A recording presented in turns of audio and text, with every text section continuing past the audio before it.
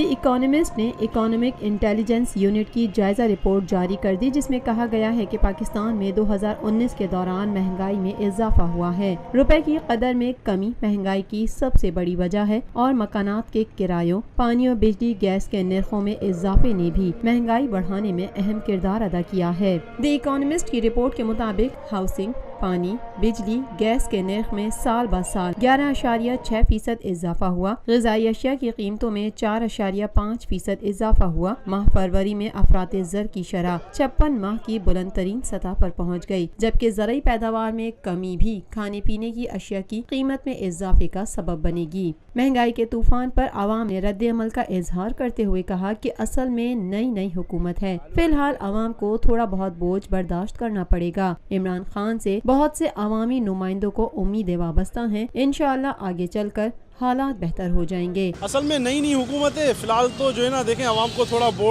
بجن لینا پڑے گا، لیکن امید یہ ہے کہ عمران خان سے بہت سے عوامی نمائندوں کو ان سے امید وابستہ ہیں، انشاءاللہ اللہ تعالیٰ رحم کرے گا، آگے سکون ملے گا۔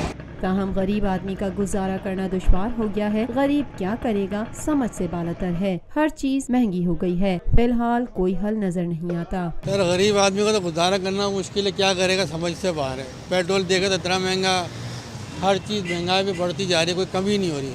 اس کا کوئی سلوشن سمجھ میں نہیں آ رہا، کرے تو کرے کیا۔ پاکستان میں پہلی مرتبہ حالات حاضرہ کے مختصر مگر جامع پروگرامز، خبروں، تبصروں کے علاوہ دیگر سماجی، تجارتی، ثقافتی، تفریحی، معلوماتی، مذہبی، تعلیمی، صحت اور بچوں کے پروگرامز صرف TNN TV پر۔